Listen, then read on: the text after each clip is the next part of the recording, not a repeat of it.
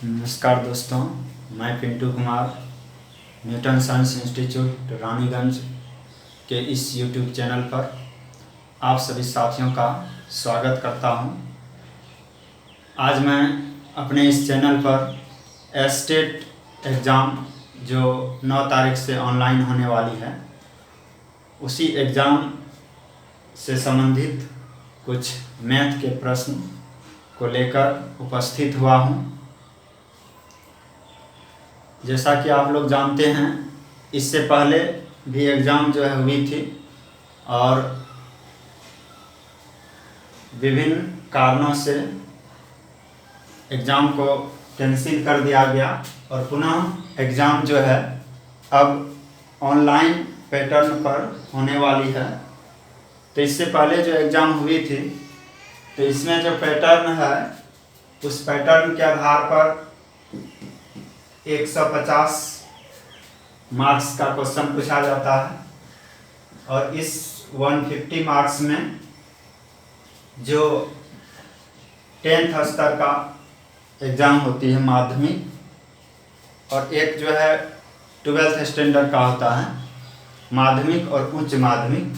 तो मैं यहाँ माध्यमिक के प्रश्न को सॉल्व करूँगा। तो माध्यमिक जो है उसका जो पैटर्न है 50 और 100 का। तो 50 जो है ये शिक्षण कला और अन्य दक्षता से पूछा जाएगा, शिक्षण कला और अन्य दक्षता। और 100 जो है सब्जेक्ट से पूछा जाएगा, जो स्पेसिफिक सब्जेक्ट है उससे पूछा जाता है। मैथ है तो मैथ। और इसमें जो है जो शिक्षण कला और अन्य दक्षता है एवं अन्य दक्षता, तो ये शिक्षण कला और अन्य दक्षता में पेडागोजी से प्रश्न रहता है। तो इसमें जो है 50-50 या नहीं तो 2019 में जो पूछा गया था, इससे पहले जो एग्ज़ाम हुई थी उसमें जो पूछा गया है, तो 20 मार्क्स का और 30 मार्क्स। तो 20 मार्क्स जो है ये शिक्षण कला से है, शिक्षण कला पेडागोजी से संबंधित। और 30 मार्क्स जो है इसमें 2 भाग कर दीजिए। 20 जो है वो रीजनिंग है और 10 क्वेश्चन जो है वह मैथ से पूछा। ठीक है, 20 रीजनिंग हो गया और 10th जो है 10 क्वेश्चन जो है वह मैथ से पूछा गया। अब इसी में जो है हम मैथ के कुछ प्रश्न को अभी सॉल्व कर रहे हैं। तो आप लोग देखिए कि मैथ के कुछ प्रश्नों को सॉल्व करते हैं जो पूछा गया था एग्जाम में। एक प्रश्न है कि यदि A का 33%, यदि A का 33%, B के 55%, B के 55% के बराबर है तो A तथा B का अनुपात है, A तथा B का अनुपात है। ऑप्शन है 4:5, B में है 5:4, C में है 3:5 और D में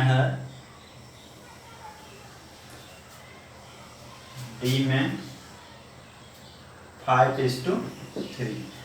ठीक है, तो ये D में 5:3। तो अब जो है इसको हम लोग देखिए कैसे बनाते हैं, कौन होगा आंसर।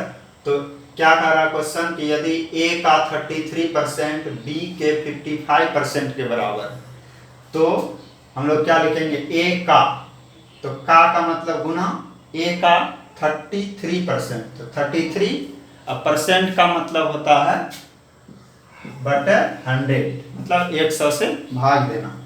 तो A का 33%, तो A गुना 33/100, और यहाँ है B के 55%, तो का मतलब गुना, अब 55/100 हो गया। अब ये 100 जो है कैंसिल हो जाएगा, A अनुपात B निकालना है, और बच गया क्या, यहाँ 33, यहाँ 55, 11 से जो है ये कट जाएगा, 11 तिया 33, 11 पचे 55, तो A गुना 3 बराबर हो गया यहाँ B गुना 5। तो अब हमको A अनुपात B निकालना है, A तथा B का अनुपात। तो A इस साइड है ही, ये B को इस साइड भेज दीजिए, बटन आ जाएगा, और यहाँ 5, ये 3 को इस साइड भेज दीजिए, बटन आ जाएगा। इस तरह से A अनुपात B बराबर हो गया 5:3, 5:3। तो 5:3 डी में है, तो डी ऑप्शन हो गया इसका। ठीक है, तो इस तरह से जो है हम लोग ये प्रश्न का आंसर जो है आसानी से निकाल सकते हैं। अब यदि हम बहुत शॉर्ट में बनाना चाहें, बहुत कम समय में, तो कम समय में कैसे बना सकते हैं, यहीं से आंसर निकाल लेंगे। A का 33% है, B के 55%, परसेंट दिया हुआ, तो परसेंट जो है वो कैंसिल हो गया।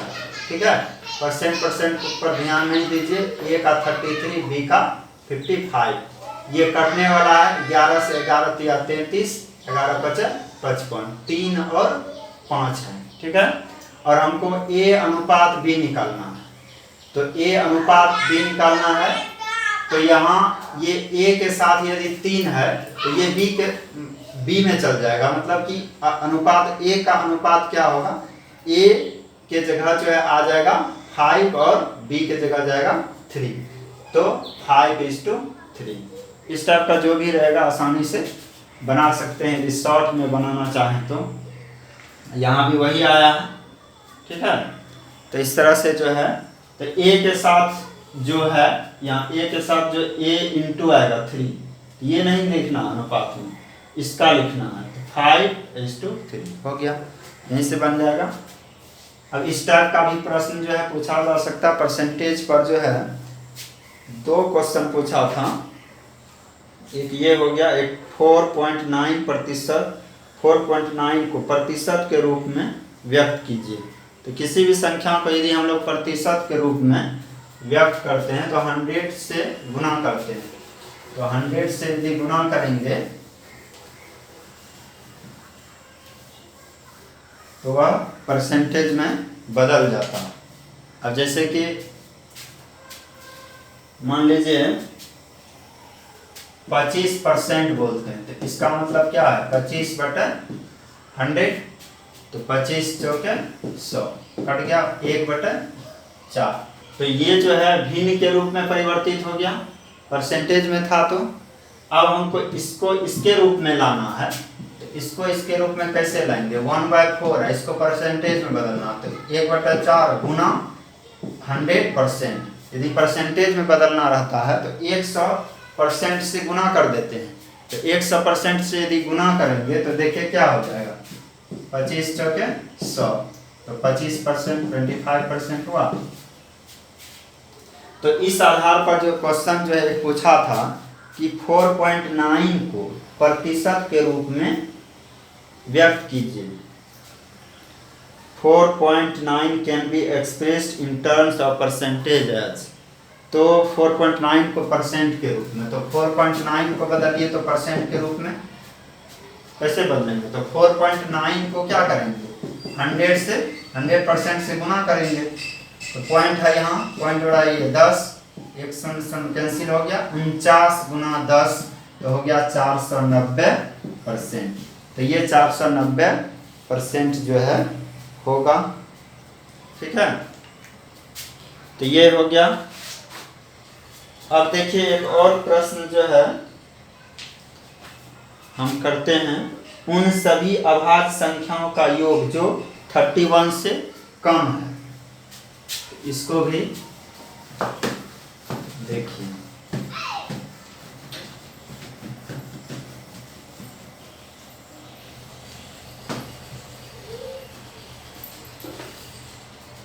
उन सभी अभाज्य संख्याओं का योग, उन सभी अभाज्य संख्याओं का योग, उन सभी अभाज्य संख्याओं का योग जो 31 से कम है,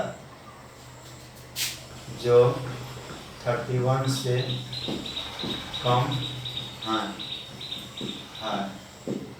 तो इसमें ऑप्शन है 129, 139, 132 और 137। अब इसको बनाते हैं। तो सबसे पहले जो है अभाज्य संख्या के बारे में जानिए। अभाज्य संख्या जो है क्या है? प्राइम नंबर, इसको हम लोग कहते हैं अभाज्य संख्या। ठीक है, नाम से स्पष्ट है अभाज्य संख्या जो भाज्य नहीं हो। तो भाज्य नहीं होने का क्या मतलब हुआ? तो भाज्य नहीं मतलब यह जो है एक और स्वयं से विभाजित होगा, सिर्फ वह संख्या जो सिर्फ वह और सेल्फ से डिवाइड, एक और स्वयं से विभाजित होती है, उसी को अभाज्य संख्या कहते हैं। ठीक है, जैसे 2, 3, 5, 7, 11, 13, 17, 19, 23, ठीक है, 29। तो इस तरह से जो है आगे जो है बढ़ते जाएंगे। 31, ठीक है, 32 नहीं होगा, 33 नहीं होगा, 34, 35, 36, 37 होगा। इस तरह से यदि जाइएगा तो 1 से 100 के बीच कुल जो है 25 अभाज्य संख्या। ये भी प्रश्न में दे सकता है, कभी कभी दे देता है। 1 से 100 के बीच जो है कुल 25 अभाज्य संख्या है। ठीक है, तो और एक बात इसमें क्या, एक जो है ना ही अभाज्य संख्या ना ही भाज्य संख्या। एक ये भी पूछ देता है, एक ना तो भाज्य और ना ही अभाज्य संख्या है। ठीक है, और इसमें दूसरा पहली अभाज्य संख्या क्या है? 2 है, और 2 को सम अभाज्य संख्या भी कहते हैं। 2 को सम अभाज्य संख्या कहते हैं। ठीक है, अब ये प्रश्न कहेगा, यहाँ पे एक प्रश्न यहाँ देख लीजिए, उसके बाद जो है उस पर हम आते हैं। अभाज्य संख्या यदि आया है तो कि यदि क्वेश्चन रहेगा सम अभाज्य संख्या की संख्या है, सम अभाज्य संख्या की संख्या कितनी है? मतलब सम अभाज्य संख्या कितना है? 1, 2, 3, नन। कौन होगा? सम अभाज्य संख्या की संख्या कितनी है? अब देखिए इसमें सम अभाज्य संख्या की संख्या, ऐसा नहीं पूछता है कि सम अभाज्य संख्या कौन। यदि सम अभाज्य संख्या कहेगा तो 2, ये होगा ऑप्शन। लेकिन ये क्या है? गलत है, ये नहीं होगा। सम अभाज्य संख्या की संख्या कितनी है, मतलब सम अभाज्य संख्या कितना है? तो सिर्फ एक, सिर्फ 2 जो है यही सम संख्या है, जो कि अभाज्य भी है। ऐसा इसके बाद कोई नहीं होगा। तो इसीलिए सम अभाज्य संख्या की संख्या कितनी है? 1 है, सिर्फ 1। वह कौन है? 2। ठीक है, अब जो है अब इस प्रश्न पे आते हैं। उन सभी अभाज्य संख्याओं का योग जो 31 से कम है। ठीक है, 31 से कम। तो 31 से कम देखिए तो यहाँ 29 तक आ रहा है। इस सब को जो है क्या करना है? जोड़ देना है। तो जोड़ दीजिए यहाँ पे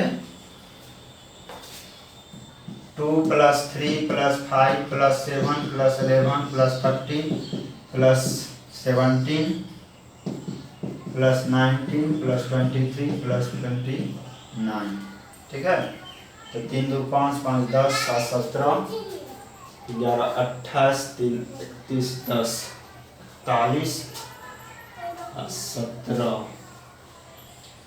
41 10 हो गया 51 17 58 58 हो गया 10 68 68 10 हो गया 78 में एक कम 77 3 80 20 100 और 29 कितना हो जाएगा 130। ठीक है, तो इसमें 129 ऑप्शन इसका सही हो जाएगा। अब देखिए कि यहाँ तक जो है याद रखिएगा कि यहाँ तक जोड़ने पर जो है 100 आता है। ठीक है, यदि पूछ देगा मतलब 29 से कम तो 100 डायरेक्ट याद रखेंगे तो हो जाएगा। इसी तरह से जो है नेक्स्ट वीडियो में हम इसके बाद वाला प्रश्न लेकर आएंगे।